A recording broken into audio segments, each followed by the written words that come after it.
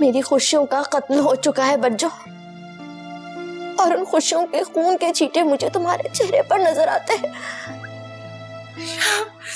मेरा यकीन करो, खुदा गवाह खुदा को बीच में मत लाओ बच्चों, मैं भी नहीं लाई बीच में। खुदा के फैसले बहुत मुनसिफाना होते हैं, और मैं अब तक तुम्हारा बुरा नहीं चाहती बच्चों।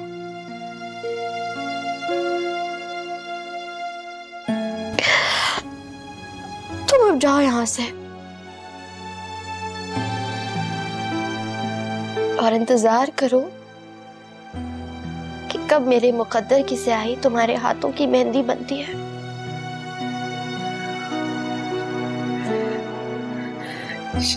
जाओ।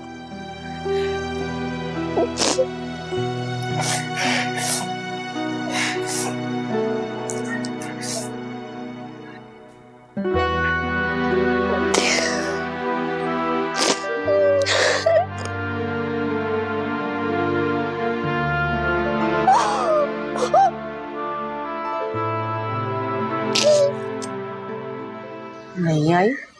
क्यों नहीं आई?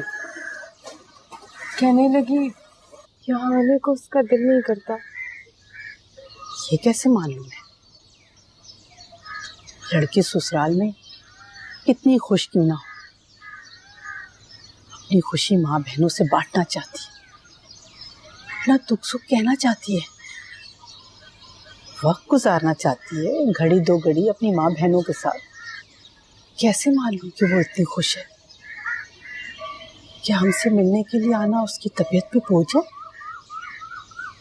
हॉस्पिटल में जब उसको होश आ भी गया था, तब भी उसने मुझसे एक लफ्ज़ नहीं कहा, बस खाली खाली नजरों से मेरा चेहरा तकती।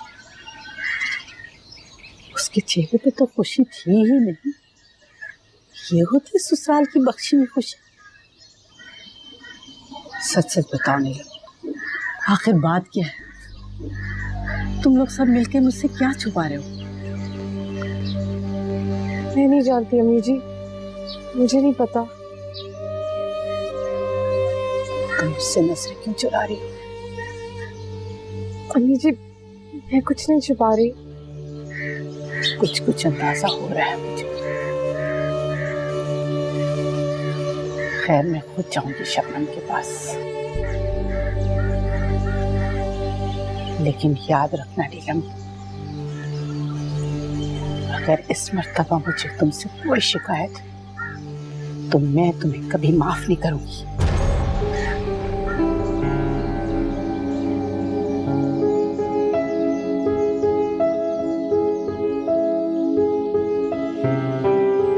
तुम्हें यूसुफ से बराह रास्त बात करने की कोई जरूरत नहीं है। तुम नन्ही बच्ची नहीं हो कि मामलात की नजाकत को समझ ना सको। यूं वक्त बे वक्त रात बे रात यूसुफ से बात करना क्या मायने रखता है, तुम जानते नहीं हो? अम्मी जी, आप गलत समझ रही हैं। मेरा उनसे बात करने का एक खास मकसद था। अपने मकासद अपनी जात तक महदूद रखो। मैं तो सिर्फ उन्हें समझाना चाह रही थी कि बस कह दिया ना, अब यूसुफ से किसी किस्म का ताल्लुक रखने की कोई जरूरत नहीं है तुम्हें।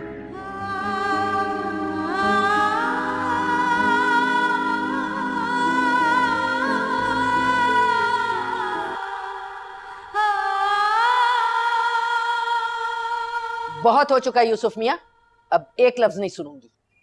तो खुदा ने करम किया, अरे हम जितना सजदे में पड़े रहे उठना नहीं बनता हमारा। शुक्र है खुदा का कि शबनम की जान बच गई। उसने जो कुछ भी किया वो उसका अपना अमल था। ये अहमकाना हरकत करने के लिए मैंने नहीं कहा था उसे। वाह, खूब कही, करे कोई और भरे कोई। ये सारा किया धरा उस जन्मजली नीलम का है। ये तुम दोनों की जिद और हिमाकत के बोए हुए बीज है, और फसल वो बेचारी शबनम काट रही है। उससे कहें कि अपनी खुशियों का इंतजार करे वो, और आइंदा ऐसी कोई अहमकाना हरकत भी ना करे। मैं जानता हूं वो मेरे साथ खुश नहीं है, और मैं कभी खुश रख भी नहीं सकता उसे। इसलिए मैंने सोचा है कि मैं बोलो क्या मैं तलाक दे रहा हूं उसे। सुन लिया आपने? गलती हो गई मुझसे कि मैंने नीलम से जिद की। मुझे उसका इंतजार करना चाहिए था, लेकिन अब करूंगा। अब मैं इंतजार करूंगा। शाबाश शाबाश हो बेटा तुम्हारी अक्ल फरासत को, बहुत खूब। छोटी को तलाक का दाग लगा के उसके घर भेजोगे तो वो बड़ी का रिश्ता तुम्हारे दामन में डाल देंगे, थूकेंगे तुम्हारी शक्ल पे, धक्के मार के घर से निकाल देंगे, समझे? अपनी औलाद से ऐसी गुफ्तगू ज़ेब नहीं देती आपको। औलाद हो इसीलिए तो भुगत रहे हैं तुम्हें, और जिनकी औलाद को ये दुख दोगे वो ये सब कुछ बर्दाश्त कर पाएंगे? इतना बेवकूफ नहीं हूं कि मामलात को उनके सपोर्ट कर दूंगा। मैं जो भी कुछ करूंगा बहुत सोच समझ के करूंगा। जब मामलात मेरे मुवाफिक हो जाएंगे शबनम को उसी वक्त घर भेजूंगा मैं। हालात या नीलम की, किसकी मुआफ़िक़त का इंतजार कर रहे हो? बोलो। आप जो भी समझ लें। तो इसका मतलब है कि उस मक्कार लड़की के बारे में जो कुछ मैं सोच रही थी वो 100% दुरुस्त था। वो मुसलसल तुम्हारे राब्ते में है ना? यही समझ लें आप।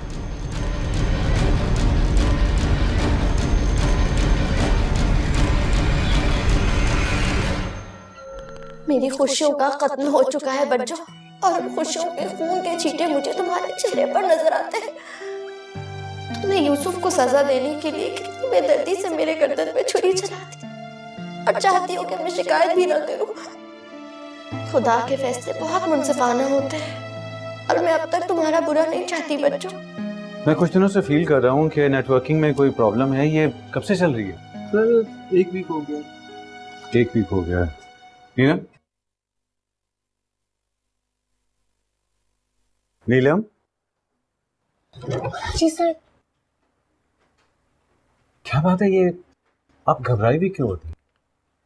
नहीं सर, वो ठीक है, आप जाएं। कभी कभी मुझे ऐसे लगता है जैसे आप नॉर्मल नहीं। नहीं सर, ऐसी तो कोई बात नहीं है। आइए मेरे साथ। जी सर, कहाँ? आइए।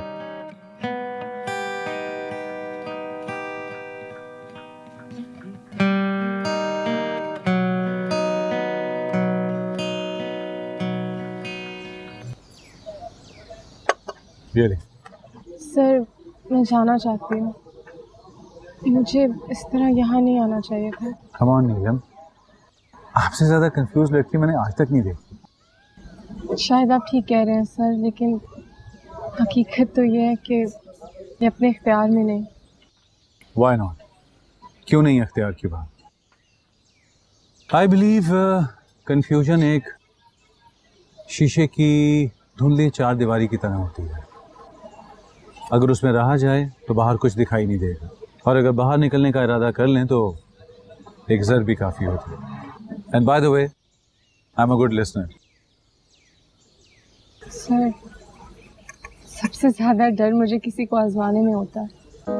लगता है किसी बहुत अपने ने दुख दिया। That's how it feels. Sir, अब मैं घर जाना चाहती हूँ। आप चाय पी लें, फिर मैं आपको घर ड्रॉप कर देता हूँ। सर, मैं चाय पी लेती हूँ, लेकिन मैं वैन से जाना चाहती हूँ। अच्छा चले, चाय तो पी लें एटलीस्ट। As you wish. मैं यहाँ पर आपको टेंशन रिलीज करने के लिए लाया हूँ, कोई मजीद टेंशन नहीं दूंगा। Thank you so much. चाय?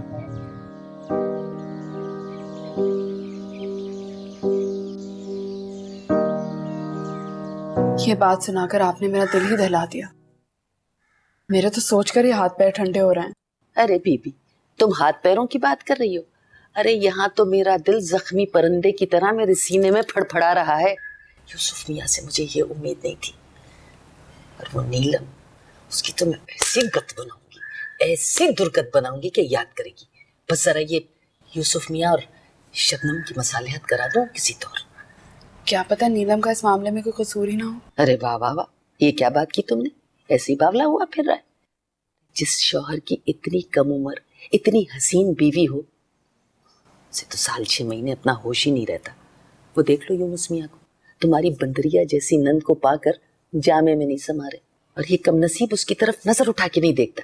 अरे बीबी, मर्द घर में लच्छे खान को उसी वक्त ठुकराता है जब उसे बाहर की नेमतें दस्तयाब हो। मुझे लगता है इस नीलम ने जरूर कोई लारा लगाया होगा। अगर ऐसा था तो उसने शादी से इनकार क्यों किया था? अरे इनकार तो यूं ही किया था अपनी कीमत बढ़ाने के लिए। अरे हमने उसके अरमानों पे पानी फेर दिया, अब जल बिन मछली की तरह फड़फड़ा रही है। तुम्हें बताइए करना क्या है? अरे सीधा करना है सबको, ऐसा डंडा उठाऊंगी कि सब लाइन में लग जाएंगे।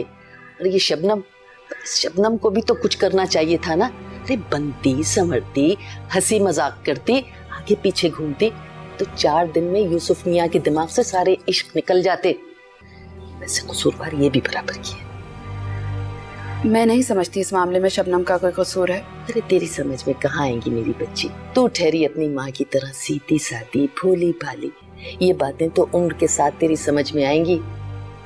हसीन औरत जो होती है ना, जहरीली नागन की तरह होती है, एक बार डस ले तो इंसान पानी मांगे जोगर नहीं होता।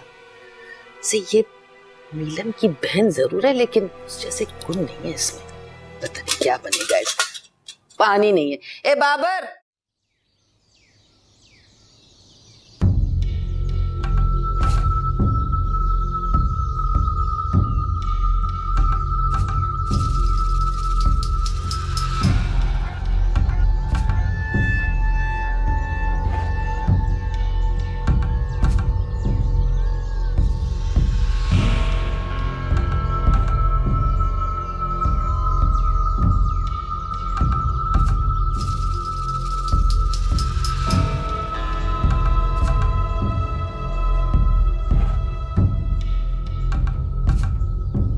अस्सलाम वालेकुम। जी वालेकुम अस्सलाम।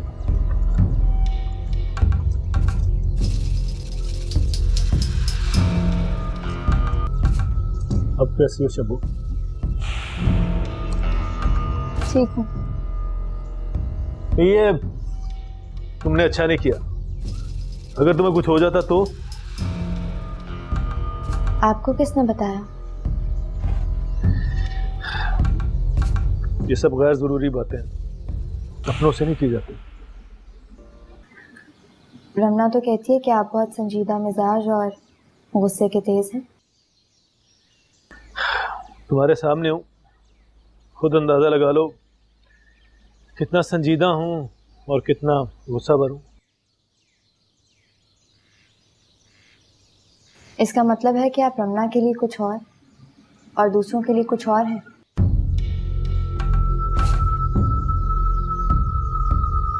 दूसरों के बारे तो मुझे कुछ नहीं पता।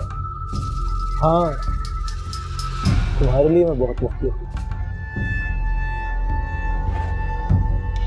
मेरे लिए?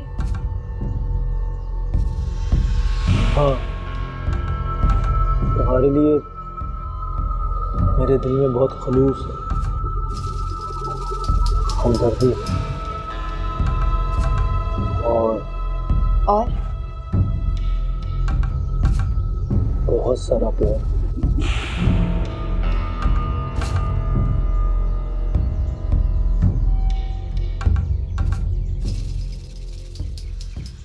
अब तुम देखने में बिल्कुल गुड़िया सी लगती हो। जो तुमको देखेगा तुमसे प्यार करेगा।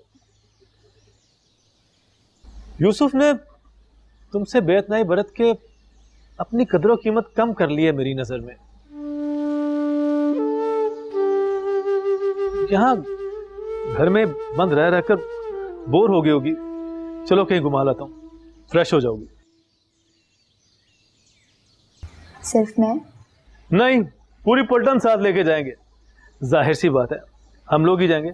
और अगर कोई पूछेगा हम लोग कहाँ जा रहे हैं तो मैं उनको बता दूंगा कि हम डॉक्टर के पास जा रहे हैं तुम्हारा बीपी चेक करवाने। चलो उठो, शाबाश उठो, चलो शाबाश।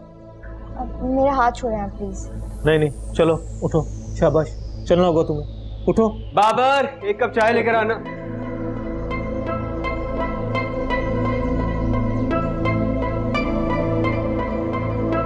मेरे ख्वाबों का दिया, मेरे ख्वाबों का